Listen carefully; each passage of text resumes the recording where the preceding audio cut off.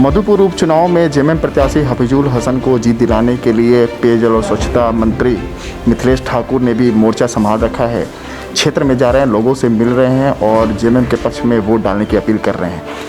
किस नज़र से इस चुनाव को देख रहे हैं, क्या उम्मीद इस चुनाव से, सीधे बात हम मंत्री महोदय से करते हैं। मंत्री जी, आप भी क्षेत्र का लगातार कल से दौरा कर रहे हैं, आज भी कई जगह आपका दौरा है, किस नज़र से, पहले तो ये बताएं, इस उपचुनाव को आप देख रहे हैं। देखिए, लोकतंत्र में तो जब भी किसी तरह के चुनाव होते हैं तो जनता के बीच जाना, जनता को के समक्ष अपनी बातें रखना, पार्टी की क्या सोच है ये रखना, ये कर्तव्य होता है हमारा। लेकिन साथ साथ ये भी बता दूं कि हम हमारे कार्यकर्ता, हमारे पार्टी के पंचायत प्रखंड से लेकर जिले के अधिकारी, केंद्रीय अधिकारी, विधायक, सांसद, सभी लोग निरंतर जनता के बीच रहते हैं। ये नहीं कि सिर्फ चुनाव के समय जनता के बीच जाते हैं, इसलिए बहुत ज़्यादा हमें मेहनत नहीं करनी पड़ती है। चुनाव में एक प्रक्रिया है कि हमें जनता से अपील करना है, जाना है, सरकार की या दल की बातों को बताना है कि क्या सोच रखती है और विपक्षी जो हैं उनकी क्या सोच है, इससे जनता को अवगत कराना हमारा कर्तव्य होता है। मधुपुर की जनता ने पूरी तरह से मन बना लिया है।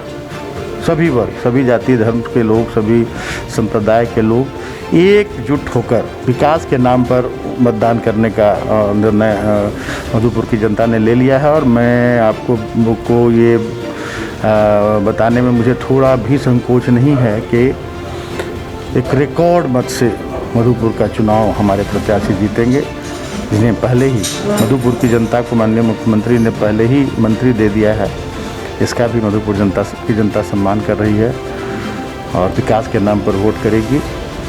निश्चित रूप से हमारी जीत होगी। सरकार पूरी लगी हुई है मधुपुर के लिए, विपक्षी भी पूरे दमखम के साथ मैदान में है, विपक्षी को कहाँ पाते हैं?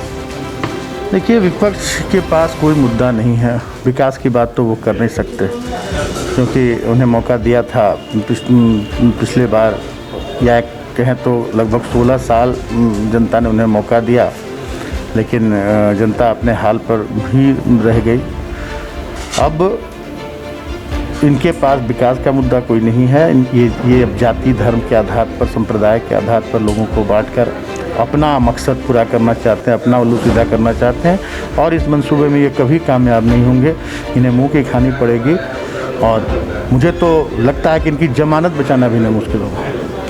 ये थे हमारे साथ पेयजल स्वच्छता मंत्री, और ये भी पूरी तरह से कह सकते हैं कि अपने जीत को लेकर, अपनी पार्टी को जीत कर लेकर के पूरी तरह से आश्वस्त दिख रहे हैं। हालांकि देखना ये दिलचस्प होगा कि जनता का मूड क्या कहता है और जनता किन्हें सत्ता पे काबिज करती है। कैमरा पर्सन रोहित के साथ मैं रजनीश कुमार, स्पीड न्यूज़, भारतवर्ष।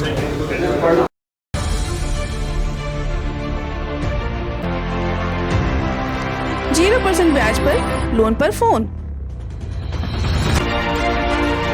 सभी प्रकार के मोबाइल फाइनेंस पर उपलब्ध।